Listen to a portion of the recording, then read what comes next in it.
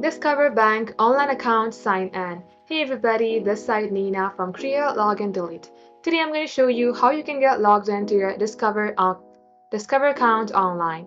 Open up your web browser in your PC and at the top search bar type in discover.com.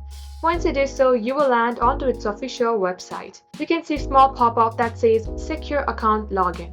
If you don't see this pop-up on your screen, you can go ahead and click on Login option.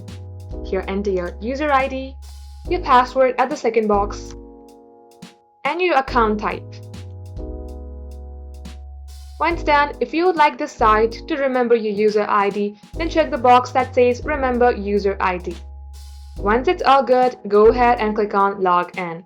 In case you are having problem with logging in, or in case you have forgotten your user ID or password, go below and click on Forgot User ID/password. Just like so, follow the on-screen prompt to get help. Now that's the end of today's video.